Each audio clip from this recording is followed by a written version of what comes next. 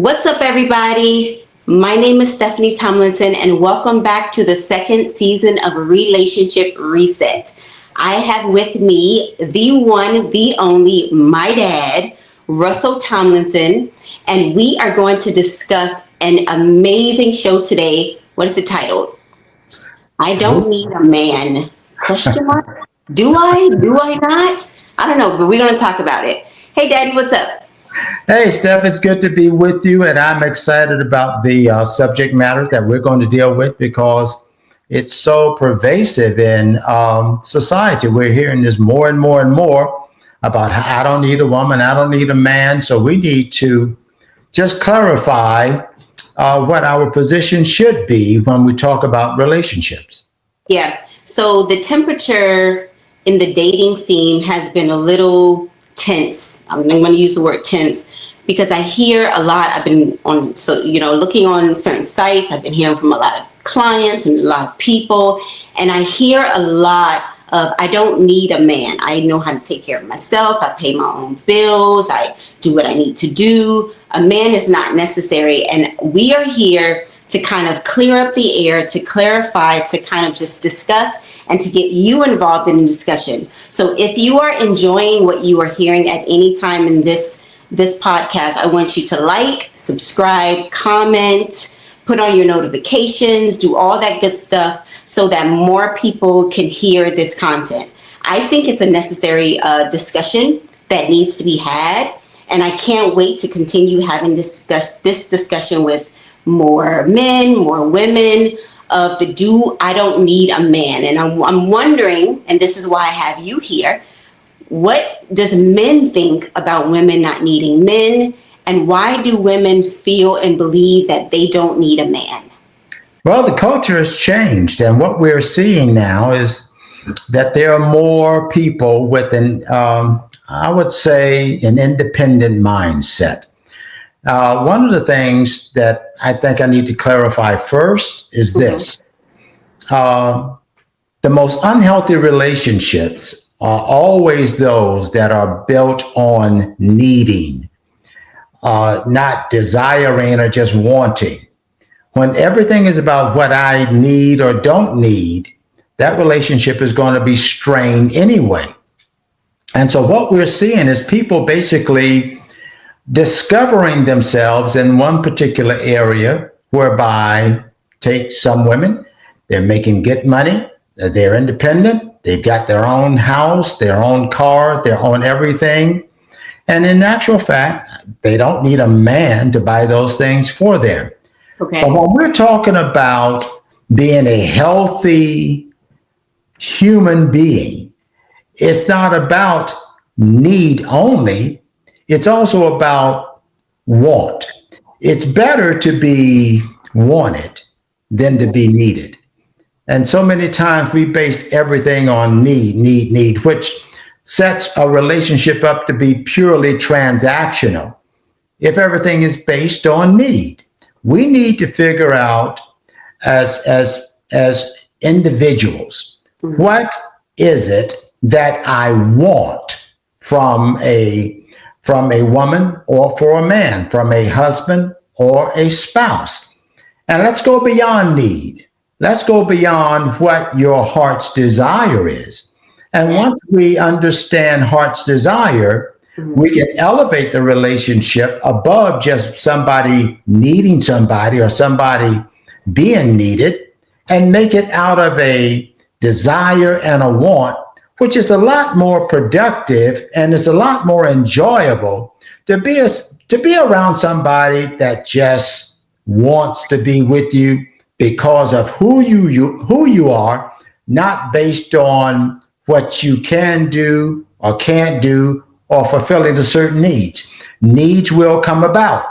But the thing that's most important right now is that we need to find out what we desire in a man or what a man desires in a woman. Start from there, and the needs part will begin to take care of themselves.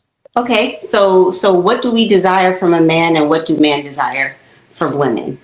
So you hear a lot of, I don't need a man, but I think let's first define not what a man is, because, we know what a man is, but I don't know if we know the overall characteristics of what a man is. I think a lot of times in this day and age, we say, I don't need a man, because the only thing we know a man to be is a provider and a protector. Supposedly.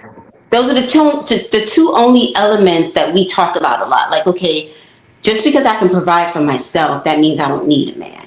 Right. But that's only one characteristic of a man. So as a man, what are the many characteristics that we could benefit from when it comes to getting married and having a man?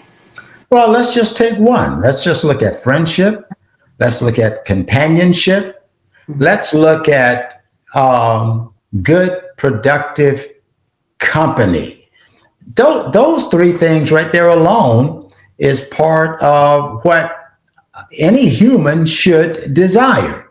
We want companionship. We want people that we can live life with. We ought not be looking for anybody that we need to compete with, or somebody that can just help us and give us things. That the healthy side of a relationship is simply being able to say, I desire someone that I could spend some quality time with, someone that I can have fun with, someone that I enjoy being with, someone that I desire to build a life with, have a home with. See, when you start out in the area of what can you do for me and what can I do for you, it's already, that relationship is already getting off on the wrong foot. Yeah. Because once again, it's all about need at that point. And right now, the need that is most important is the need to just develop as a human being with another functional human being. Now, there's one other thing I want to cover. You asked, we should know what a man is, but that's even questionable nowadays. So what a woman is, that's questionable, because there are people that are transgender and so on and so forth. But my definition of a man is a grown male adult. That's just basically. You have to define grown. Huh? You have to define grown. Well, we could start with age. 18, they may not even, some of the 18-year-olds, they don't behave like men, but legally, somebody, or we can use the word mature. Grown is probably a better word, because everybody that's of stature is right. not necessarily grown. Exactly. But, a grown male adult basically is what a man is.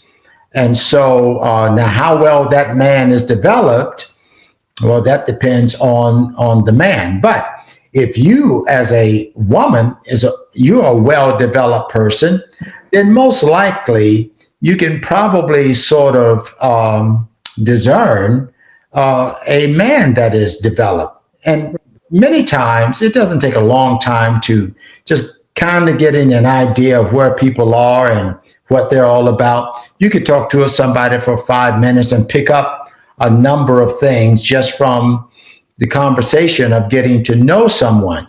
But the issue is that we've got to start out on the basics. Just being human is where it begins. And human means we grow in community, not in isolation. And when you start isolating, like I don't need nobody, well, you're really socially to a degree dysfunctional. Not only that, but that has to come from a place of some type of pain, because naturally we are relatable human beings. We are relational human beings, and we have the desire to be connected. We have the desire to be, to have connection with other people. So if for whatever reason that desire has left and you no longer want to be connected, that is probably stemming from some type of trauma, some type of hurt, some type of disappointment, you know? So I'm going to look at that alone, that by itself. Like, okay, why all of a sudden do we not need, you know, to have a close connection, you know, with someone? That's number one. Yeah. Number two, whenever we say I don't need something, let's say for instance, I don't need a man, I think that's the perfect qualification to getting and having a man. Because you don't need. That's right. So you're not going into the relationship making withdrawals. Hey, I need you to fill this void. I need you to fill this need. I need you to do this for me. I need you to give me this. I think you're the perfect candidate for a man or a husband, you know, because you're not in need. So you are able to come into the relationship and you are able to make deposits into the relationship. Yeah. You know, and the more time you are coming into a relationship making deposits, now you have a healthy whole relationship because you are not in need. Yeah. Yeah. Some people are consumers in relationships. Mm-hmm. Other people are contributors. Right. And this is where the character and the quality of a person can really be observed. Because if it's all about need, yeah, most likely you're on the consumer end of things. Yep. But if it's all about, you know, healthy companionship, healthy friendship, getting to know each other, learning, growing together, that's making a contribution.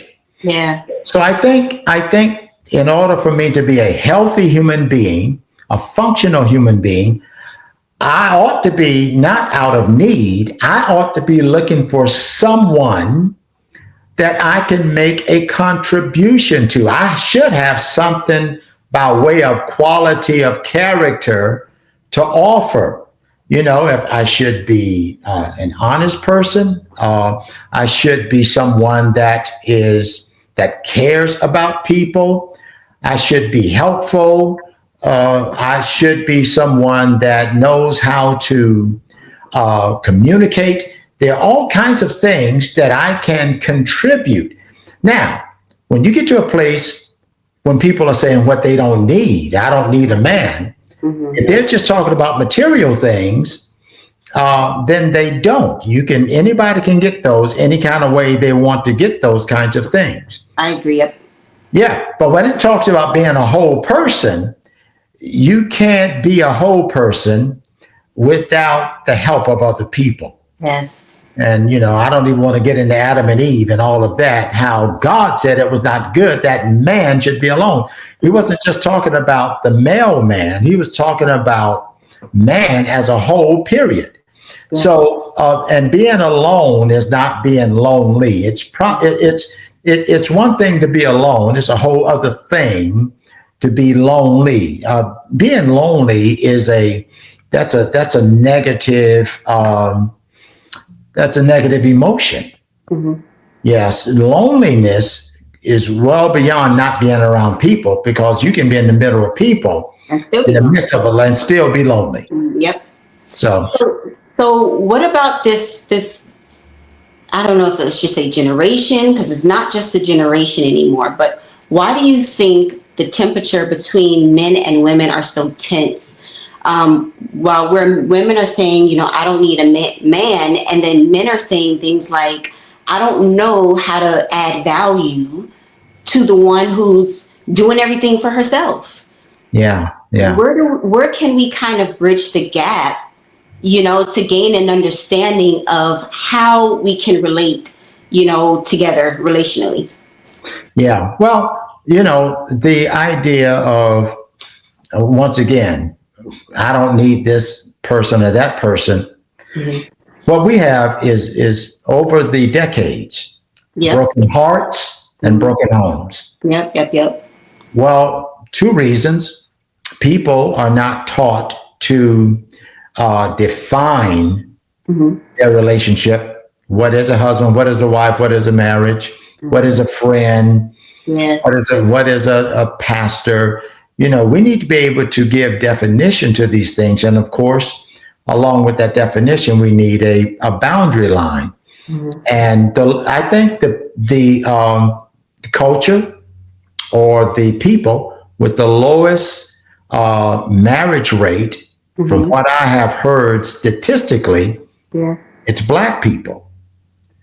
So what we're finding out is that we're getting farther and farther away, mm-hmm. from the very first institution that man experienced, and that is marriage. It's the foundation, it's the fabric of society, and we've got to get the relationship part right, because satisfaction, full satisfaction, mm-hmm. begins when you know how to relate to God, relate to yourself, and then relate to other people. Yeah. So those are the issues that we're having. We're having relational issues. We don't, number one, know how to relate to God, which means now we don't know how to relate with ourselves, which means now we don't know how to relate to other people. Yeah.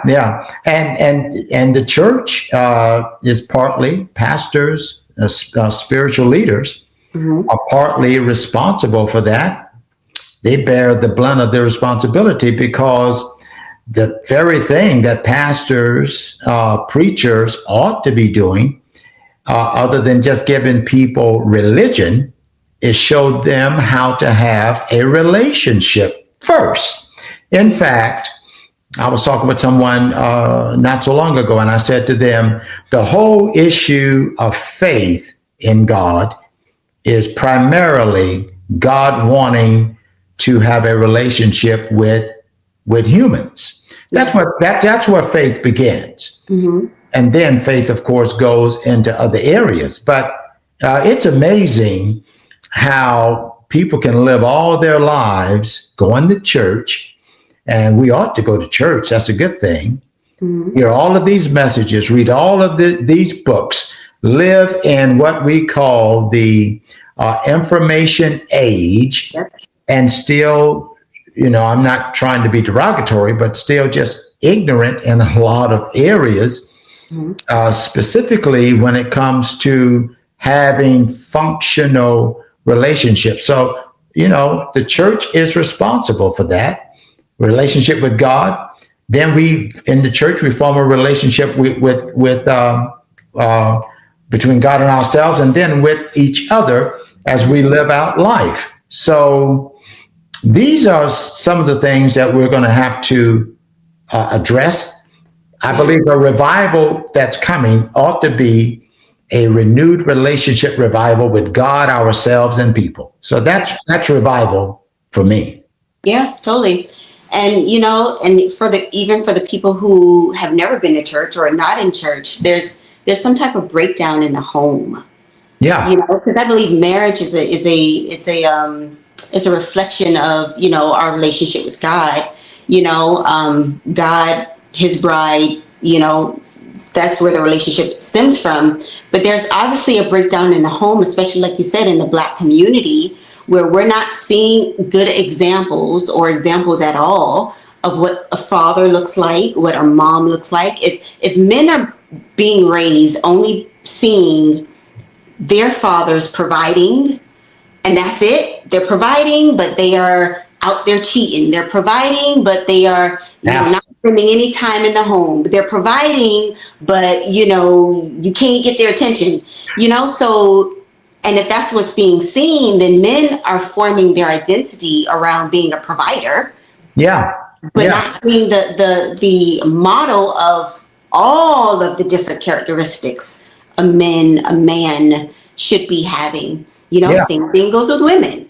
If a girl is only seeing her mom, with a friend on the side, and making sure that, she's making her own money and she's doing her own thing, and that's the only model that she has, then, so I'm forced to believe that that's what's being modeled more than not, to create the temperature and to create the culture that we see today. Yeah, and what it is, relationships are very shallow. If all you know about a relationship is somebody paying the rent, paying the car note, paying the mortgage, buying the groceries, buying the clothes, buying the other things that people enjoy doing, taking vacations, taking trips. That kind of relationship will never last anyway. Yeah. Now, here's one of the things that I always, and we've been talking about this, but it's one of the most important things that a person can do. Learn to get to know yourself. We spend more time knowing about Kendrick Lamar and the beef that he has with Drake. Mm-hmm. You want to know about what the celebrities are doing and what the sports figures are doing. We spend time on people's social media timelines, looking at their pictures, their photos, looking at stuff that somebody's net worth, who's buying what. Yeah, and the list goes on and on and on. Now, what we have are people that have never taken time to even know themselves, not to mention trying to get to know somebody.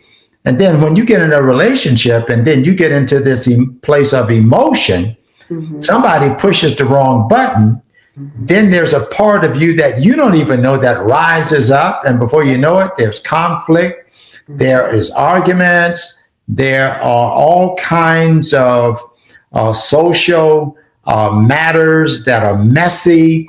And so you'll never be able to really get along with anybody until you learn to get along with yourself. And to tell you the truth, most people know more about other people's business than they know about their own business, which is themselves.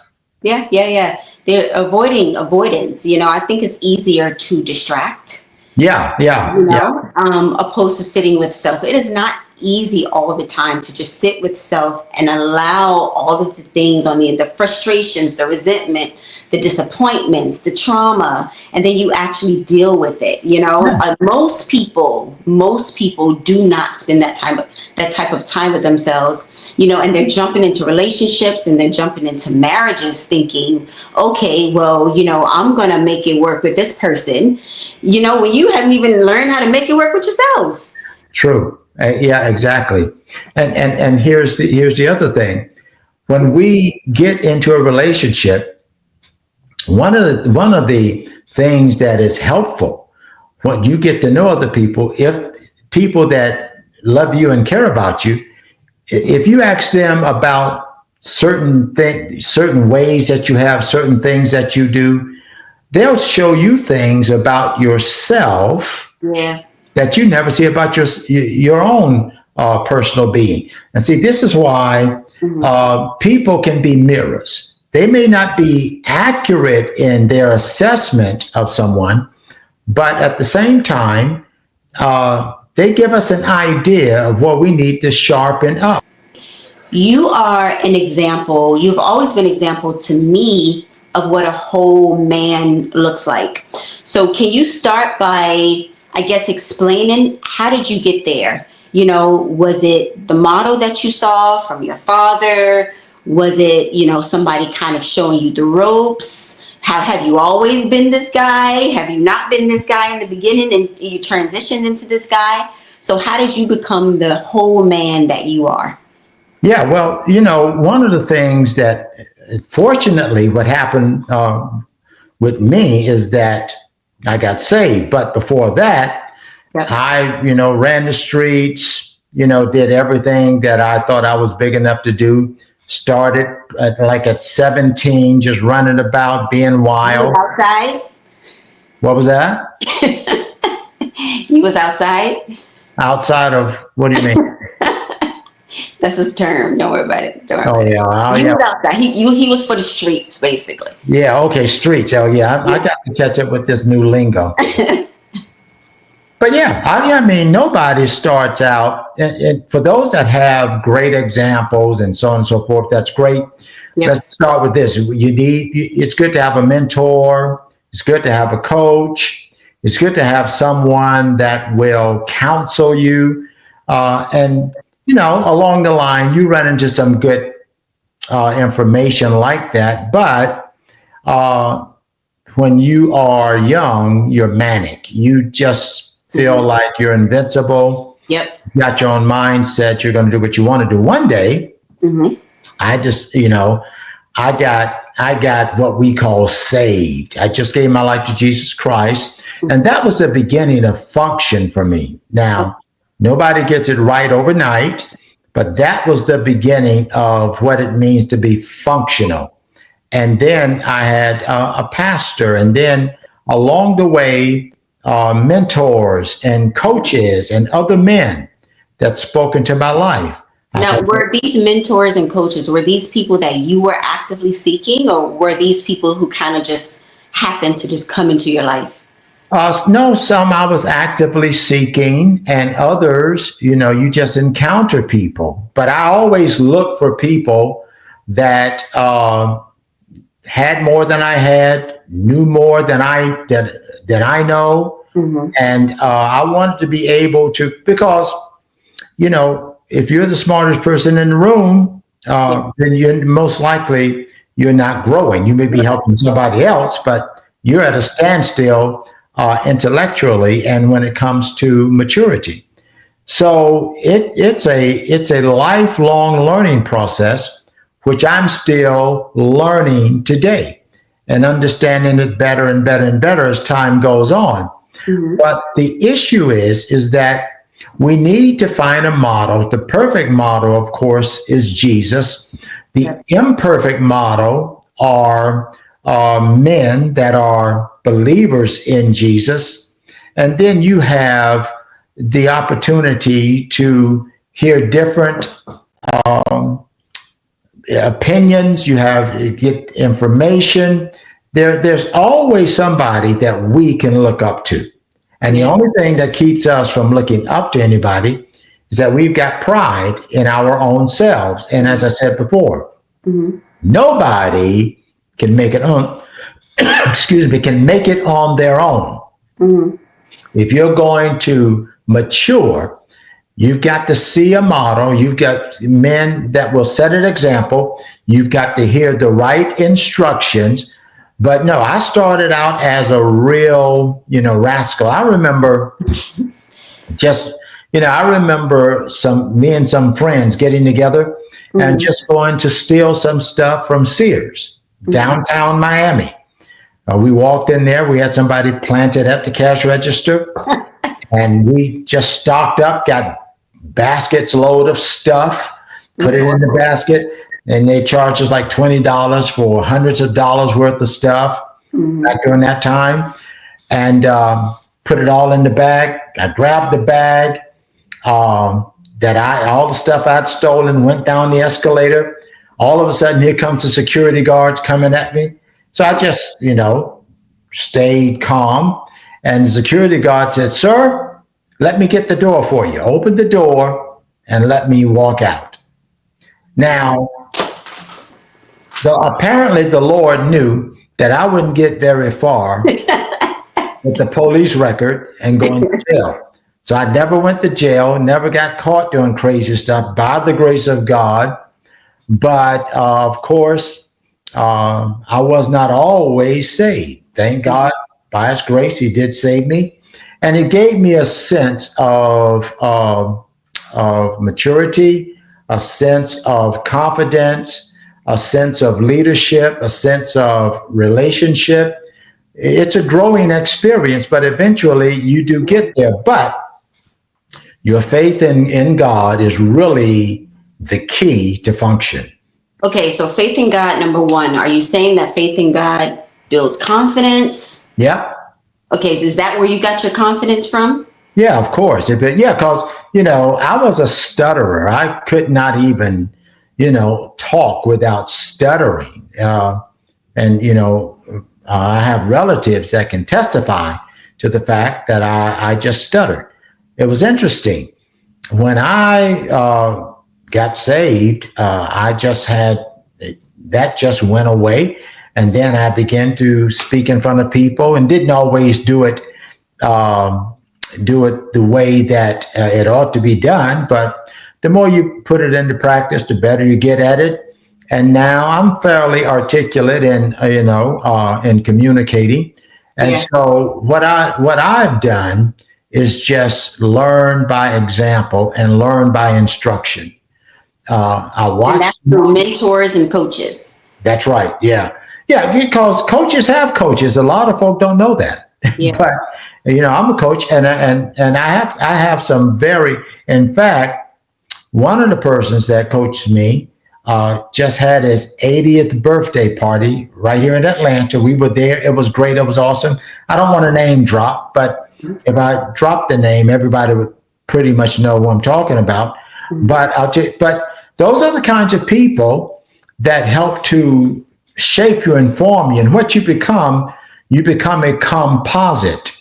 Yeah. In other words, all of these people make contribution into your life, and it sort of helps you to shape and mold who you are. You get your identity from God, according to what he says about you. And then, of course, as time goes on, we just live life, and you always have the intention of continuing to glorify God, be your best, and be the best human being that you can be. And you can't be a good human being without other human beings helping you out. Yeah, most definitely. So you got your identity from God. Yeah. And that has established your confidence. How were you able to grow into the husband that you became? Is that all the same answer? Because, you were pretty much a child when you got married. As a child, I was 21. This day and age, that's a child. At 21, you don't know much. You don't even know yourself. But what I did understand is that I had the right people around me. Mm-hmm. And so that helps you to. Reverend James Gooden was my first pastor, Fifth Street Church of God, Reverend James Gooden. Mm-hmm. And, he was a model for me. He was like a father figure. So, I got much of my character building in church. I had, for the time that we lived in, I had a good pastor, and all of that helped. But the bottom line is, I learned to like me and appreciate me. Yeah. And the only people that really can appreciate other people is generally somebody that can't appreciate themselves. 100%. I agree. So the Lord put me in a position where he took time to mold me, make me, refine me. He worked on me. And of course, by the grace of God, I work on myself. And that's what most of my time is spent doing, working on me, so that when I am, in a position where I can help somebody else, I can do it without being judgmental. Yeah. I can do it without being critical of people, because I remember where I came from. Yep. So for all of the women who don't believe they need a man, because I think that's all cap. I really do. I don't think it's true. I think we all need, we all desire. But I think just going back a little bit, when we talked about need, I think there's certain parts of a relationship, there's certain parts of ourselves that are not revealed to us until we connect with a spouse or a man. There's certain things that come up, whether it be things that you haven't seen or recognized in yourself before, whether that be something beneficial, whether that be something bad, like a temper, oh man, I never knew I had this temper. Or, oh man, I never knew I could do this. Or, oh man, I never knew until I connected with someone. Like you said earlier, marriage is a mirror. And I think that it's an opportunity to be able to get to know yourself a little bit better, and to kind of reach a different level of potential, I believe. Yeah. When you connect with someone in marriage, not only that, but, the fruits of the Holy Spirit. There's so many things that we want to develop. Well, guess who's going to develop that? There's nothing like a husband. There's nothing like a wife A that's going to spouse. develop those things on the inside of you Yeah, yeah. because you're tested. Yeah, there's something about, I think I call it the mystery of marriage, whereby marriage has this power, I guess, to uncover Yep. yourselves and people. Yep. It's a process, but when you get married, you discover where your weakness and where your strengths are when it comes to how you relate to people. Totally. That's where the work starts right there. All right, I know where because we like to dwell in the strength area, Yeah. but the truth is that the work needs to always be on those areas where we just keep creating conflict and attitudes and all kinds of dysfunctional behavior. Yeah. So when it comes to marriage, this is why people are not developing, because people don't want to be married, because marriage ought to help develop you into a better person. And what it does, it gives you the opportunity to work on yourself, because you certainly can't change your spouse. Yeah. Singleness is beautiful. It's wonderful. Yeah. It's also very comfortable.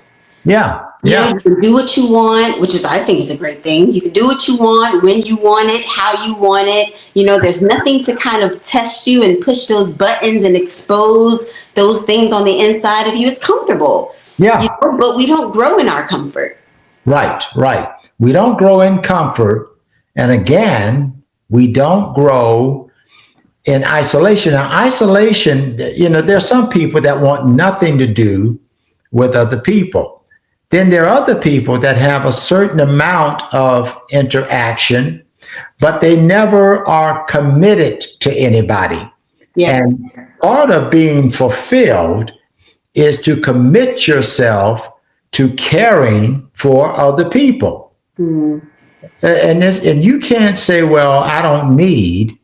In actual fact, we do need each other. Yeah. But we need each other in a way that is beyond the material things of life. We need the love. We need the comfort. We need the camaraderie. We need the friendship. We need conversation. We need touch. Partnership. Two walk together except they agree. Two cannot walk together except they agree. So, humans need humans. Yeah. And just like in the animal world, even animals have community. Yeah. And so humans are no less. It's not enough just to know people and be associated with people. We need to connect with people for the sake of contributing and caring for each other. That's how you grow. That's how you mature. And that's how you become a benefit to the culture, a benefit to society, and not somebody that is basically selfish and somebody that's full of themselves, basically. Yeah. Okay, so, for the disappointed women out there, how can we heal her heart to be able to, because I believe that you have to have a certain level of healing in order to gain the desire to even want, to have that person. So do you believe that she has to go through some steps of healing? What does that look like? Well, first of all, I think people have to recognize they're just living wrong. They said, you have to recognize that the attitude of I don't need a man or I don't need a woman. I mean, you're living wrong. You've got a mindset that is contrary to human nature, first of all. And then you've got this mindset, this dysfunctional mindset when it comes to how you relate to other people. Yep. I cannot be mature unless somebody showed me what maturity was. You don't learn. I think what was this Disney movie, The Jungle Book, where this kid was raised by animals?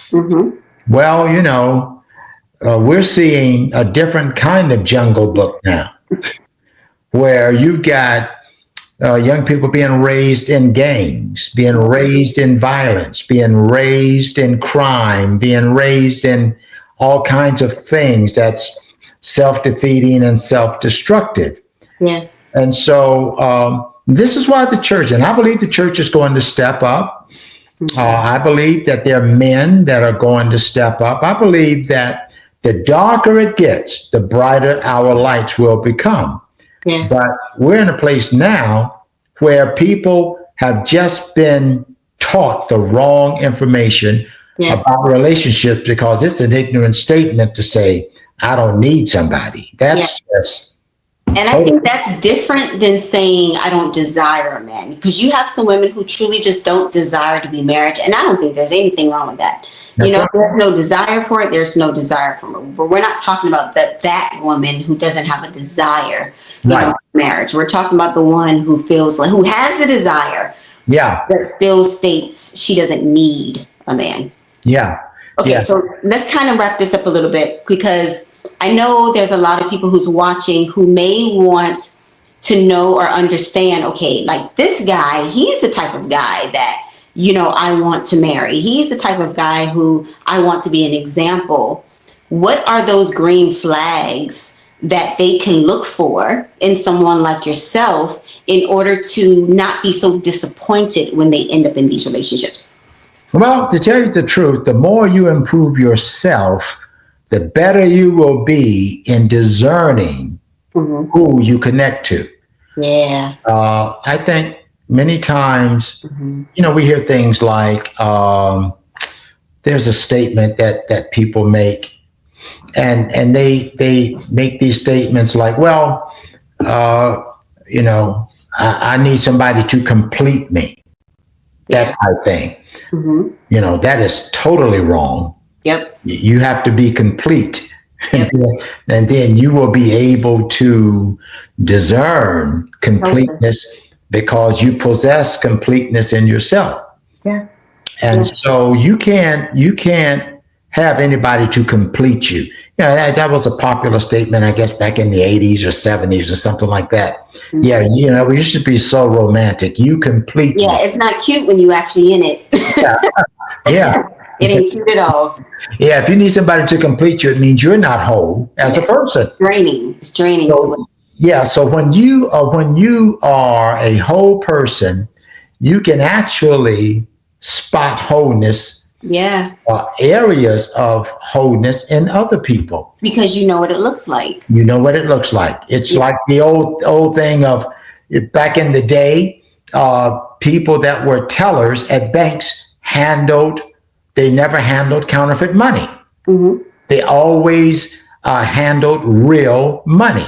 We almost at a place of a cashless society today, but it was real money that they dealt with. So if a counterfeit ever came by, they can easily spot a counterfeit because they always dealt with the real original thing.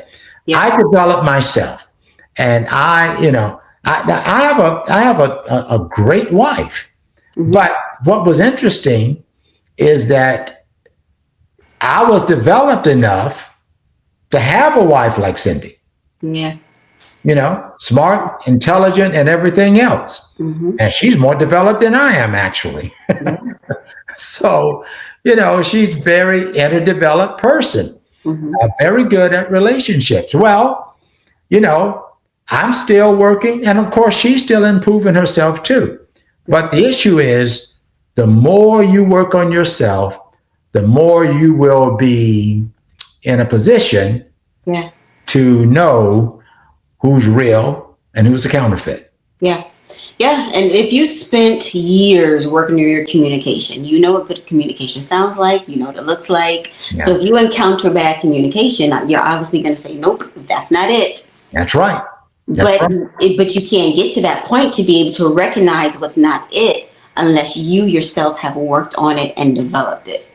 Exactly. And so that's why working on yourself is the big deal. But people generally don't like to do that. They like to find fault, criticize the other person. This is what I don't like. This is what they don't do. And we can't control them. People, they are not controlled by other people. People are going to do what they want to do. But I can control me. Yeah. Yeah, exactly. Yeah. Well, that's good. And hopefully people who have been listening have been helped by this information. We're going to continue the conversation. Daddy, people who want to kind of get your counseling, get your coaching, whatever that looks like, what information can you give them? Hey, all they got to do is go to russelltomlinson.com, and you'll see a list of things that I do by way of relationships, leadership.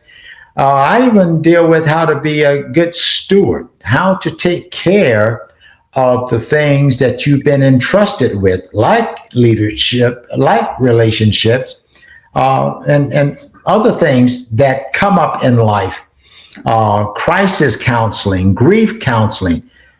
I've done this for over 40 years, pastored for over 40 years, counseled for over 40 years. And more importantly, you live it. Yeah. And that's one of the things. A lady asked me, I was walking in the cleaners here in Atlanta, and I just walked in. She said, "Hey, young man, what do you do?" Well, she made me feel good by calling me young, first of all. And I said, "Well, I'm a relationship coach." She says, "Well, who coaches you?" And I didn't go into detail. I just said to her, "Here's what I do. The same advice that I give other people, I give it to myself, and it works for me, just like it works for them." Totally. So, yeah, you gotta practice what you preach. Yep, that's good advice. Yeah. Okay, and I have something. I will try to leave the description in the box, but I want to continue this conversation. This, like I said, this is a hot conversation out there. And all that good stuff. But I want to continue the conversation. So there's something called Solo Society, the Solo Society, that I want you guys to join. We will leave the description. And if you want to have this conversation, if you are a male, if you are female, if you are between the ages of 25 up to whatever, if you want to join this conversation and have a face-to-face interaction with males and females to talk about this topic, to gain understanding and all of that good stuff, ask questions, whatever it is, we're hosting a discussion group called the Solo Society. So we will leave the information in the link, check it out, and then hope that we will see you there. In the meantime, thank you guys for watching. Don't forget to like, don't forget to subscribe, don't forget to put on your notifications. What's the other one? All that good stuff. I think that's pretty much it. Don't forget to do all that good stuff. Yeah, and if they like it, if they like it and share it, we're good. Yep, and we will catch you on the next episode of Relationship Reset. See you guys later.